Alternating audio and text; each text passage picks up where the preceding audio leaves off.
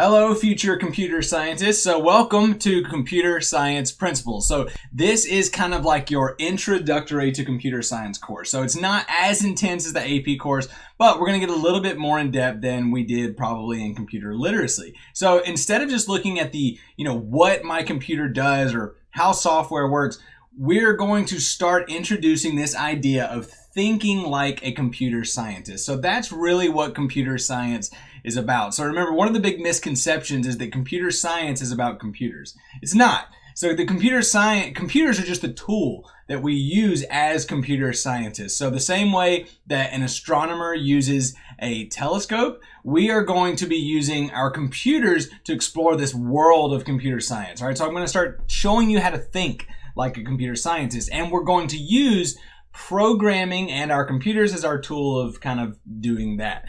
So it sounds like a lot, and that's because it is. But like I said, this is an intro course. So we're going to start out slow, but by the end of the year, we're really going to learn some pretty advanced programming techniques that will help you out a lot. So let's take a really quick look at what the course looks like in the OHS, and I'll try to explain a couple of the things that we're going to be doing along the way. So the first thing you want to do when you log in is just click on this little announcement, Welcome to Computer Science Principles. So in here, you're going to see a few links. You're going to see a link to the pre-test, which is the first thing you want to do. You'll also see a link to a video called Welcome to Me. It'll be right above the pre-test. So this is just a little video to show you who I am and I'll just give you a little bit of background as far as like who your teacher is. There's going to be a little intro to the class here. And if you are feeling ambitious, you can go ahead and download something called Notepad++. Notepad++ is not required for this course. It's not. You're going to get your own text editor. You're going to get every tool you need through the class resources. But if you're an ambitious programmer and you want to look at a text editor that I think is just really good because it's very open and it's totally open source. It's very editable.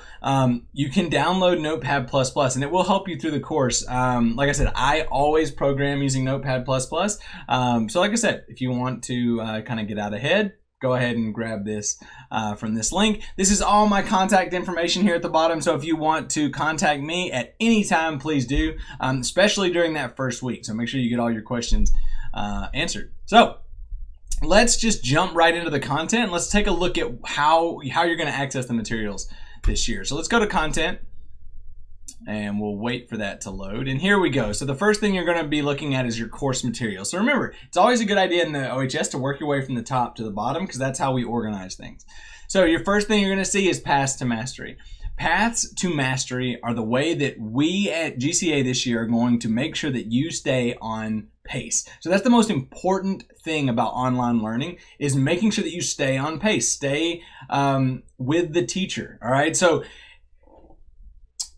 it's okay at GCA to get 1 or 2 days behind. It's going to happen. All right. So that's why you are in the online environment is for flexibility. 1 or 2 days behind, fine. Well, I'll help you get caught up. But getting a week behind or even a few months behind that's when it gets really, really bad. Okay. So we want to make sure that you're staying on track. And these Paths to Mastery are going to help you do that. And I'm going to show you what those mastery activities are in just a second. But first, I want to show you some of the stuff that's in course materials. So you'll see the syllabus here, teacher contact information. There are academic integrity, a lot of things about what we do at GCA. So make sure you look over this stuff carefully. So I know it seems like one of those trivial things that you don't really have to do, but I'm telling you, just knowing what we're all about here at GCA is going to be a big help. Sign up for a learning conference. This is a very important link. Anytime you need a one-on-one session with me, click on this link, fill out the form, and I will set up a one-on-one session as fast as possible. Now, my promise to you this year is I will never turn down your opportunity for a one-on-one session. I will not. It might not be as soon as you want, but I promise you I'll never turn it down. So just fill out that form and we'll get into a session together. So there's a few other things here you can check out. So look through that. The Magic Calendar is a very important tab as well. There will be a link to an Excel document here. It is a huge Excel document that tells you every single thing that we do on every single day of the course. So if you're wondering, hey, it's August 29th, what am I doing today?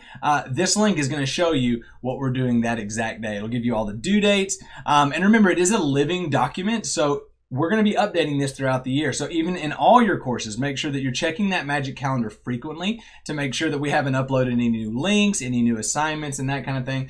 So I like to say to download it once a week. Download it on Monday, replace your old one. That way you have the updated calendar all the time.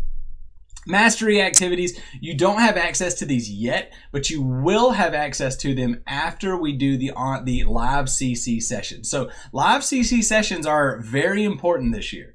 At the very least, make sure that you're watching the recordings, because at the end of those recordings, we're going to be giving you out passwords to access these mastery activities. These mastery activities are actually worth 15% of your grade. So that is a super easy way to make sure that you're staying on track and that you're getting a pretty good boost in your grade. I mean, 15% is a lot just to stay on task and just to take these 1-question quizzes. All right, so make sure you are prioritizing getting to your live sessions and getting those passwords, okay? So we're supposed to technically give out these passwords at the end of class, but I'm probably gonna sprinkle them in throughout the live session so that you can't just, pop in the last 10 minutes. So if you were already thinking about tricking me in that way, I'm one step ahead of you. All right, checklists and catch up. You will have a list of every single thing that's due in this class on this checklist. So I highly recommend print this thing out, highlight them, check them off on your computer, whatever you have to do. But if you need to catch up, or if you need to know what has not been done for you, this is the place that you'll check to find out. Your pretest is the absolute first thing you are doing in this course. It's the first thing that's required. You can't even access the rest of the course until you take your pretest. So make sure you take this pretest. It is 60 questions. But remember, your grade doesn't matter on the pretest. It's all about me trying to figure out what I need to focus on in the course. All right, so don't stress about it. Just do your best, take the test, and then get your grade in as fast as possible. And then instructional cycle 1 will open up. Now, let's look in instructional cycle 1 really quick. So you'll notice that the first part of instructional cycle 1 is course overview.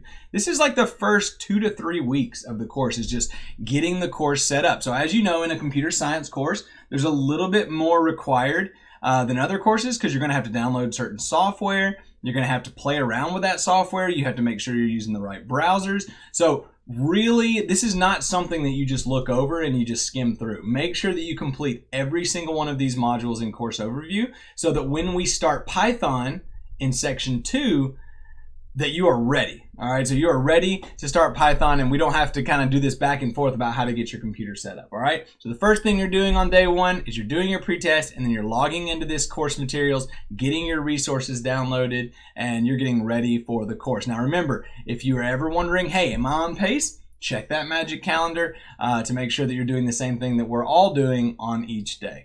All right. So that's pretty much it for computer science. It's a very straightforward course.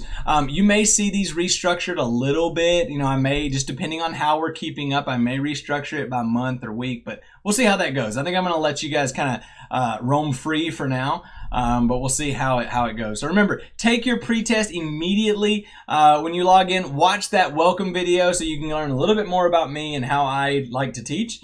If you have any questions, do not hesitate to contact me. My contact information is in the video. It's in my welcome slide, so you can always contact me. Send me a text, call me, send me an email, do whatever you need to do to get your questions answered as fast as possible. So thank you so much for watching this video. I cannot wait to see all of you in class.